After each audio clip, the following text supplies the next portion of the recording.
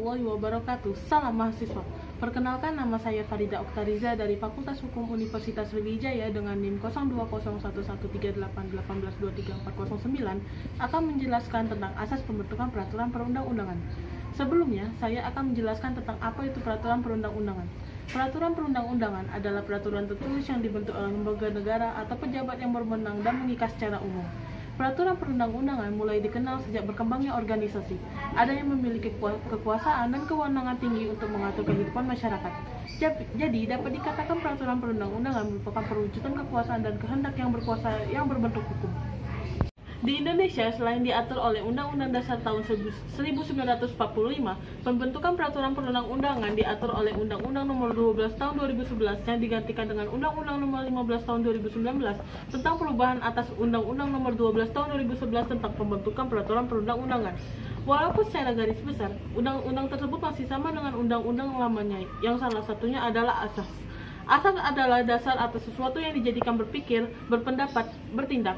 Asas pembentuk peraturan perundang-undangan adalah dasar atau sesuatu yang dijadikan tumpuan dalam menyusun peraturan perundang-undangan. Berikut adalah asas pembentukan peraturan perundang-undangan. Secara garis besar adalah sebagai berikut. Asas kejelasan tujuan. Asas pembentukan peraturan perundang-undangan di Indonesia yang pertama harus dipenuhi, yaitu asas kejelasan tujuan. Maksud dari asas ini ialah setiap peraturan perundang-undangan yang hendak dibentuk tersebut harus memiliki tujuan yang jelas.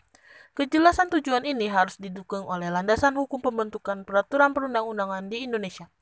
Ketika tujuan pembentukan peraturan perundang-undangan tersebut tidak jelas, maka peraturan perundang-undangan tersebut tidak akan diterima. Yang kedua, asas kelembagaan atau organ pembentuk yang tepat. Asas kedua yang harus dipenuhi ketika hendak membentuk peraturan perundang-undangan yaitu asas kelembagaan atau organ pembentuk yang tepat. Maksud dari asas ini ialah lembaga atau organ pembentuk peraturan perundang-undangan harus lembaga atau organ yang berwenang mengenai materi yang hendak diundang-undangkan. Ini merupakan salah satu tugas lembaga negara.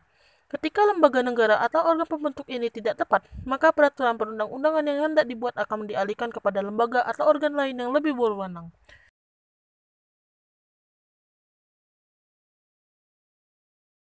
3. Asas kesesuaian antara hierarki, jenis, dan materi muatan.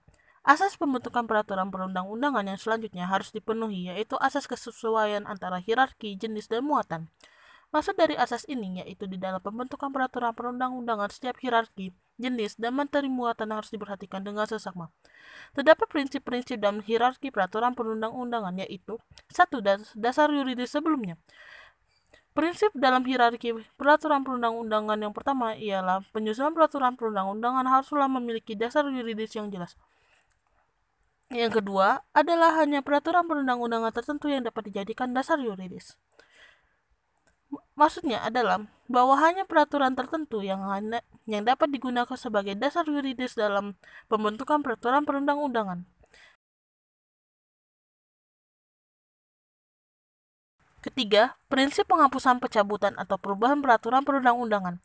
Maksudnya adalah bahwa peraturan perundang-undangan hanya dapat dihapus, dicabut, atau diubah dengan peraturan yang sederajat atau yang lebih tinggi. Keempat, prinsip pergeseran peraturan perundang-undangan. Maksud dari hal ini ialah peraturan perundang-undangan yang baru berlaku dapat digunakan untuk mengesampingkan peraturan perundang-undangan yang lama. Kelima, peraturan perundang-undangan yang derajat yang lebih tinggi mengesampingkan peraturan yang lebih rendah. Yang keenam adalah peraturan perundang-undangan yang sifatnya khusus mengesampingkan setiap peraturan perundang-undangan yang sifatnya umum.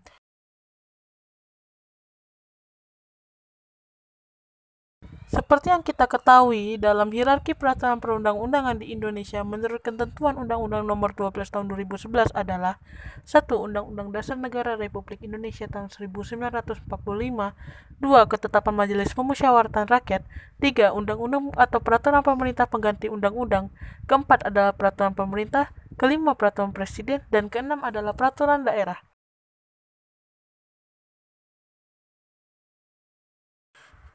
Asas keempat adalah asas dapat dilaksanakan. Arti dari asas ini yaitu suatu perundang-undangan harus realistis, alias sesuai dengan kenyataan sehingga harus dapat dilaksanakan. Asas kelima adalah asas kehasilgunaan dan kedayagunaan. Maksud dari asas ini ialah setiap peraturan perundang-undangan yang hendak dibuat harus benar-benar dibutuhkan dan juga memiliki manfaat yang nyata bagi bangsa ini. Berikut masyarakat dan seluruh warga negara yang ada di negara ini. Asas kedayagunaan dan kehasilgunaan ini merupakan salah satu ciri-ciri negara hukum secara umum di Indonesia. Yang keenam, asas kejelasan rumus. Yang dimaksud dengan rumusan ialah kalimat dari peraturan perundang-undangan.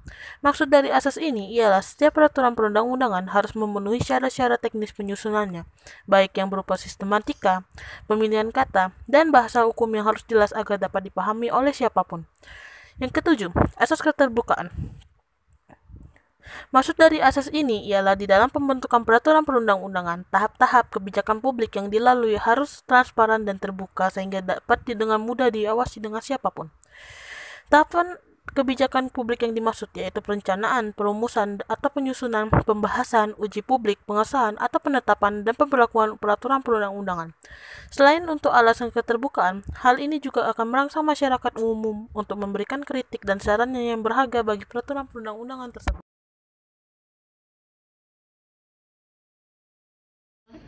Baiklah, itu adalah sedikit penjelasan mengenai azas pembentukan peraturan perundang-undangan. Jika ada salah, saya memohon maaf. Terima kasih. Wassalamualaikum warahmatullahi wabarakatuh. Hidup mahasiswa!